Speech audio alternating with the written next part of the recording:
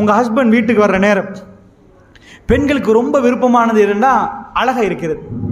ஆண்களுக்கு ரொம்ப விருப்பமானது வேற, பெண்களுக்கு ரொம்ப விருப்பமானது வேற. Human psychology. ஆணுக்கு விருப்பமானது வந்து நல்லா சாப்பிடணும், அந்த மாதிரியான விஷயங்கள் ஆணுக்கு விருப்பம். ஒரு பெண்ணுடைய அழகை ரசிக்கிறது ஆணுக்கு விருப்பமாக. இது நான் பேசுறது வந்து புரியறதுக்கு, தப்பாக எடுத்துக்கொள்ளக்கூடாது. எது உண்மையோ அதை உடைச்சி பேசினா தான் உங்களுக்கு புரியும். ஒரு ஆணுடைய சைக்காலஜி எப்படின்னு கேட்டிங்கன்னா, இப்போ ஒரு பெண் அழகாக இருக்கிறான்னு வைங்க, அந்த அழகை ரசிக்கிறது ஆண்ட வேலை, ஆணுக்கு விருப்பம்.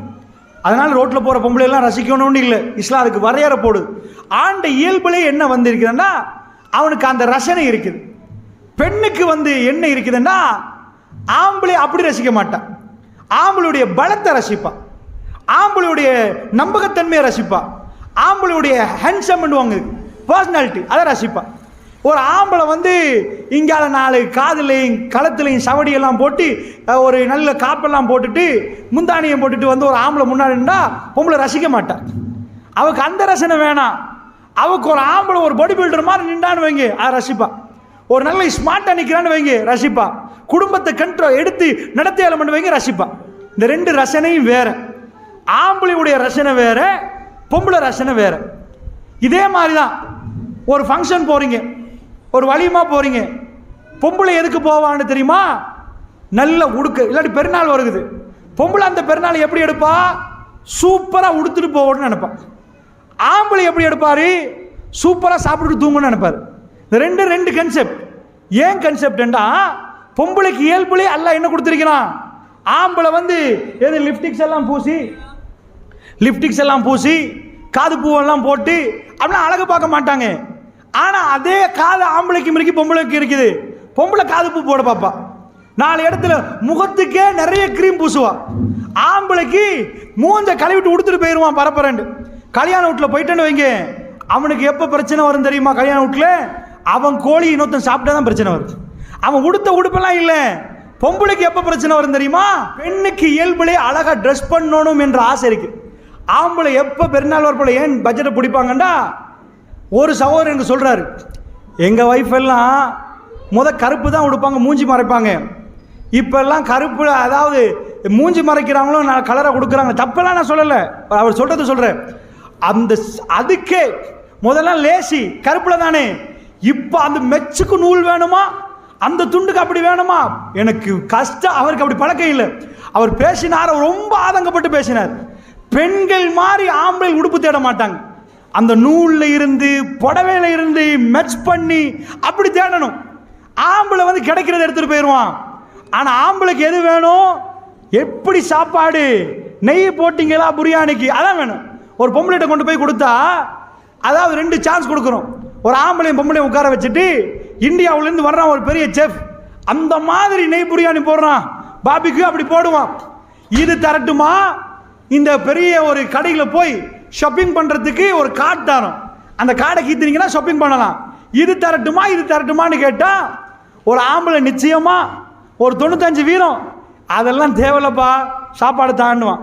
ஒரு பொம்பளை 95 வீதம் அந்த சாப்பாடு ஒரு புறம் இருக்கட்டும், நாங்கள் போய் என்ன பார்த்துட்டு வரோம், எங்களுக்கு இல்லை பிள்ளைக்கு சரி அழகாக விடுப்பாட்டும். அவங்க என்ன பண்ணுவாங்கன்னா, அந்த தன்மை தான் பெண்கள்கிட்ட இருக்கு. அழகாக ட்ரெஸ் பண்ணணும்.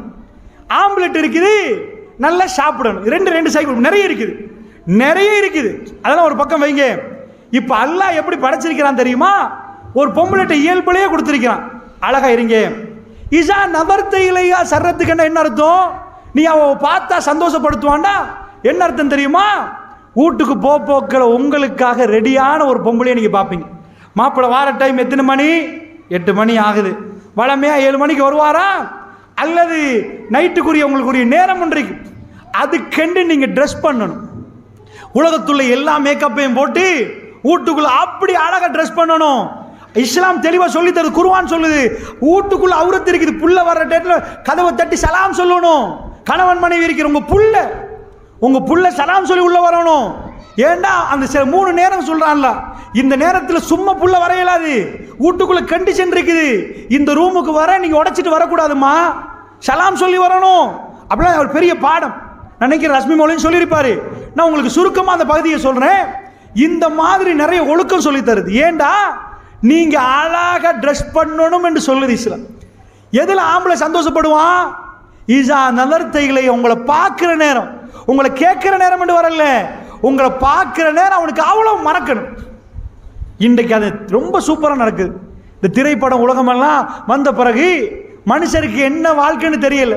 வீட்டுக்கு வர்ற நேரம் கணவன், வீட்டுக்கு வர்ற நேரம் மனைவி ப்ரிப்பேர் ஆகணும்னு யாருக்காவது தெரியுமான்னு கேட்டா 4 நாளைக்கு அதே கவுன் அவிஞ்சு போய் நிற்கும். அவனுக்கு என்ன மனம் வரும்? அங்கே வீட்டுக்குள்ள உங்களுக்கு பர்ஃபியூம் ஹலால், வெளியே ஹராம். நீங்க அழகா வீட்டுக்குள்ள இருக்கிறது ஹலால், வெளியே வந்து நீங்க கவர்ச்சியான ஆடை அணிகிறது ஹராம். ஏன் தெரியுமா? இந்த உறவு இங்க இருந்து இப்படி பழக்கும், நீங்க அப்படி போனீங்கன்னா வெளியில உறவு பழக்கும். அதான் உங்களுக்கு உள்ள விஷயம். ஈர்ப்பு. ஒரு பொம்பளைய வந்து ஈர்ப்பு டக்குன்னு ஒரு ஆம்பளை ஈர்த்து எடுத்துருவான். நீங்க அழகை ரொம்ப காட்டிட்டீங்கன்னு வைங்க, இது உடஞ்சு போய் அங்க உருவாயிரும். அதனால வீட்டுக்குள்ள ஸ்ட்ராங் ஆகணும்டா, அவனுக்குள்ள உள்ள உணர்வு கூடணும்டா, நீங்க அழகா உடுக்கணும். இப்ப இதை இஸ்லாம் எவ்வளவு வற்புறுத்துது, வலியுறுத்துதுன்னு பாருங்க. ஜிஹாது முடிஞ்சு வர்றாங்க, ஒரு போர்க்களம் முடிஞ்சு ரசூல் ஸல்லல்லாஹு அலைஹி வஸல்லம் வர்றாங்க. வந்தா ஊருக்கு அனௌன்ஸ் பண்றாங்க. என்ன அனௌன்ஸ் பண்றாங்க? ஒரு ஆள் அனுப்பி சொல்றாங்க, மக்களே ஆம்பளைலாம் வாராங்கன்னுங்க, பெண்களுக்கு ரெடியாக சொல்லுங்கன்றாங்க. என்ன? பள்ளிவாசல் தலைவர் மைக்க பிடிச்சிட்டு, மக்களே பயான் முடிஞ்ச வீட்டுக்கு ஆட்கள்லாம் ஆம்பளைகள் வருவாங்க, நைட்டுக்கு எல்லா பொம்பளையும் ரெடி ஆகுங்கண்டா. அடுத்த நாள் பள்ளிவாசல் தலைவருக்கே பிரச்சனையா போயிடும். என்னையா இவர் என்ன வீட்டில் உள்ள பெண்களுக்கு ரெடி ஆகுங்கன்றாங்க. பெருமானார் சொல்லி அனுப்புறாங்க. அந்த காலத்து பொம்பளைகள் வந்து வஸ்கண்ட் ஒரு புகை பிடிப்பாங்க. இந்த மல்லிகைப்பூ போடுவீங்களே தலைக்கு, இது மாதிரி வஸ்கண்ட் ஒரு புகை இருக்கு. அந்த புகை கடுமையாக மணக்கும். முஸ்லீம்ல ஒரு ஹதீஸ் வருகுது, பெண்கள் நைட்டுக்கு அந்த புகை பிடிப்பாங்க வளமையா. அந்த புகை பிடிச்ச பெண்களுக்கு ரசூலுல்லாஹ் சொல்றாங்க, எங்களோட இந்த இஷாக்கு வராதிங்க, இஷா தொழுகைக்கு வந்து அந்த புகை பிடிச்சவங்க வராதிங்க. நான் 50 பேருக்கு திரும்பி திரும்பி பார்ப்பான், எந்த பொம்பளை அப்படி மணக்கும். புகையை பிடிக்காதீங்கன்னு சொல்லல ரசூலுல்லாஹ், புகை பிடிச்ச பொம்பளை இங்க வராதிங்கன்றாங்க. நீங்க புகை பிடிங்கம்மா, உங்க கணவனுக்காக பிடிங்க, அழகா நில்லுங்கன்றாங்க ரசூலுல்லாஹ். அற்புதமா இருக்கின்றாங்க. எல்லாம் தலைக்கீழ வரையுது அவங்களுக்கு. இப்ப உலகம் வந்து தலைக்கீழ இயங்குது. ஒரு மனைவி தன் கணவன் வர்றதுக்கு அழகா எடுத்து ரசிச்சு ஒழுங்கா உடுத்து அவரை எதிர்பார்த்திருந்த ஒவ்வொரு நாளுமே லிதஸ்குனு இலைஹா, உங்கள்கிட்ட அவர் மன அமைதி பெறுவார், அவரிடமிருந்து நீங்கள் அன்பை, சந்தோஷத்தையும் அன்பையும் பெறுவீங்க, உங்க வாழ்க்கை அழகா ஓடும். இத வந்து என்ன ஆச்சுண்டா, இந்த சித்தாந்தம் இல்லாம போச்சு. நான் இப்படி சொன்னா உங்களுக்கு விளங்கும். எப்படி சொன்னா, ரசூல் ஸல்லல்லாஹு அலைஹி வஸல்லம் காலத்தில் ஒரு போர்க்களம் நடக்குது, பனு முஸ்தலக் என்ற ஒரு போர். இந்த போர் வந்து நம்ம இங்கேருந்து நடக்கிற நேரம் வேப்பக்குளம் போகணும்னா கிலோமீட்டரில் சொல்லுவோம். ரசூல்லா காலத்தில் வந்து நாளில் சொல்லுவாங்க. ஒரு போர் நடந்தால் அது எவ்வளோ தூரம் ஊருன்னு கேட்டால் 5 கிலோமீட்டர் 10 கிலோமீட்டர் 50ன்னு சொல்ல மாட்டாங்க. 9 நாள் 10 நாள் 11 நாள் அப்படின்னுவாங்க. இப்படி நாளில் சொல்லுவாங்க. அப்போ பனு முஸ்தலக் போர் வந்து அந்த ஊர் வந்து 9 நாள் தூரம். ரசூல்லா என்ன பண்ணுவாங்கன்னா, போர்க்களத்துக்கு போகிற நேரம் ஏக காலத்தில் 9 மனைவி பேரெல்லாம் எழுதி சொல்லிட்டு குலுக்கி போட சொல்லுவாங்க. ரசூல்லாவே சூஸ் பண்ண மாட்டாங்க, நீங்க வாங்கம்மா நீங்க வாங்கன்னு சூஸ் பண்ண மாட்டாங்க.